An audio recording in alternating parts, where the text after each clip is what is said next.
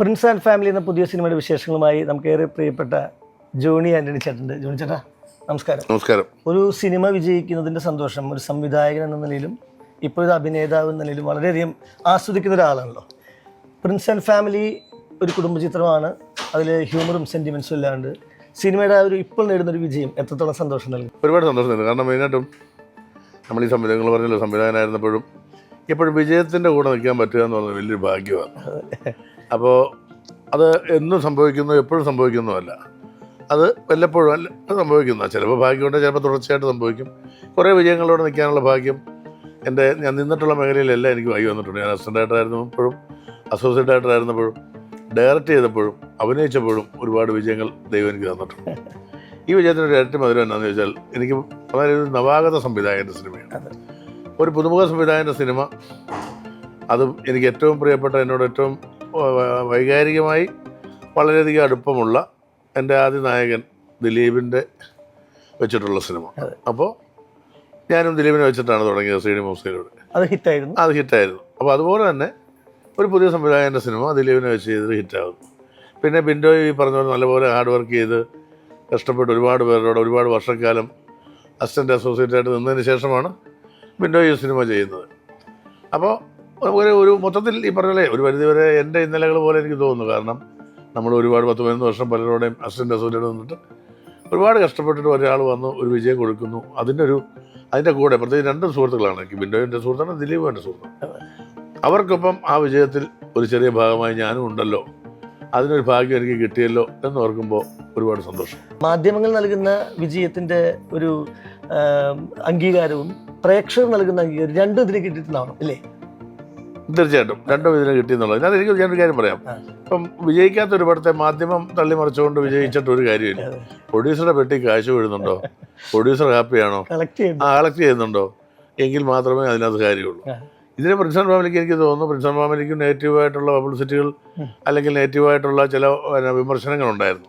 പക്ഷേ അത്തരം വിമർശനങ്ങളെ വിമർശിച്ചു പ്രേക്ഷകർ, അല്ലെ വിമർശനങ്ങളെ വിമർശിച്ചു ഈ മറ്റ് മീഡിയയിലുള്ളവർ. അത് പറയുന്നത് ശരിയല്ലല്ലോ, ഈ സിനിമയ്ക്ക് എന്താ അവർ കണ്ടതിന് ശേഷമാണ് ഈ സിനിമ കണ്ടല്ലോ, ഞങ്ങൾ കണ്ടിട്ട് ഞങ്ങൾക്ക് ഒരു കുഴപ്പം തോന്നിയില്ലല്ലോ, ഞങ്ങൾക്ക് ചിരിക്കാൻ തോന്നുന്നുണ്ടല്ലോ, അത് ഫാമിലിയായിട്ട് കാണാൻ കൊള്ളാവുന്ന സിനിമയാണല്ലോ എന്ന് തോന്നി ഭൂരിപക്ഷ പ്രേക്ഷകർക്ക്.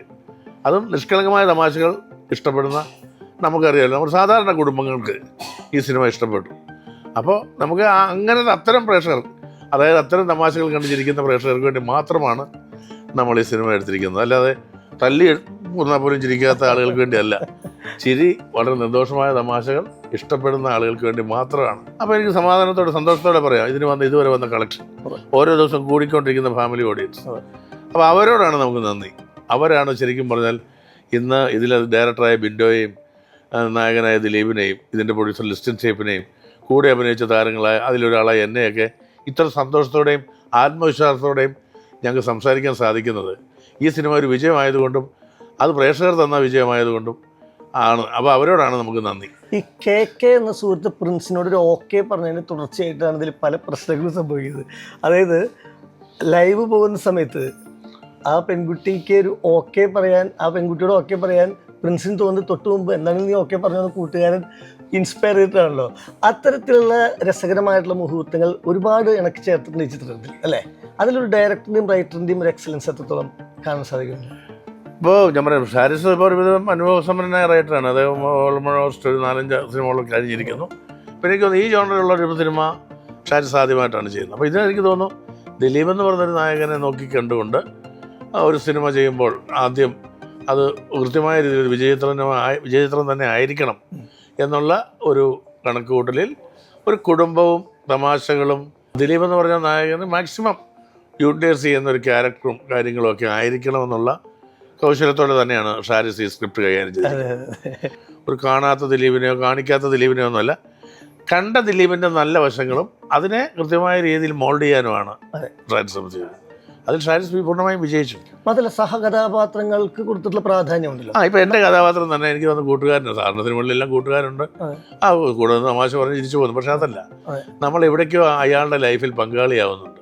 എൻ്റെ ചില തീരുമാനങ്ങൾ അങ്ങേർക്ക് ദോഷവും വരുന്നുണ്ട്, നല്ലതും വരുന്നുണ്ട്. എങ്കിലും ഒരു സെയിം പ്ലാനിൽ ഇദ്ദേഹം എത്തണമെന്ന് ആഗ്രഹിക്കുന്ന ഒരു കഥാപാത്രമാണ് ഞാൻ. എന്നോട് അയാൾ സിൻസിയറാണ്.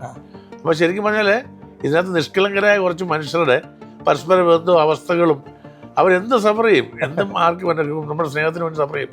പക്ഷേ അതിനൊക്കെ ഒരു പരിധി ഇല്ല എന്ന് തോന്നിപ്പിക്കുന്ന രീതിയിലുള്ള കാര്യങ്ങളാണ് ഇതിനകത്ത് നടക്കുന്നത്. ജോണി ചേട്ടൻ പല സിനിമകളിൽ സമീപകാലത്ത് ഹാസ്യവും ഗൗരവവും ഒക്കെ കൈകാര്യം ചെയ്തു വരുന്ന കൂടുതൽ ഈ സിനിമയിലത്തെ ലുക്ക്, സ്റ്റൈൽ, അതിൻ്റെ കെട്ടിലും മറ്റുള്ള രൂപഭാവം, അതിനൊക്കെ പ്രേക്ഷകരിൽ നിന്ന് കിട്ടിയിട്ടുള്ള റെസ്പോൺസ് എങ്ങനെയാണ് ഈ ക്യാരക്ടറിന്?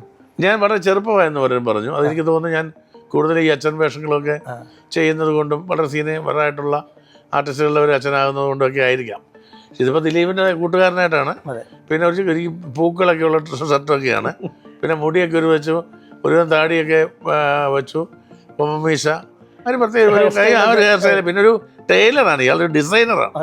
ദിലീപിൻ്റെ അസിസ്റ്റൻ്റ് ആണെങ്കിൽ പോലും ദിലീപ് വലിയ ഡിസൈനറാണ്. അതിൻ്റെ കൂടെ നിൽക്കുന്ന അത്യാവശ്യം തയ്യൽ അറിയാവുന്ന ഒരാളാണ്.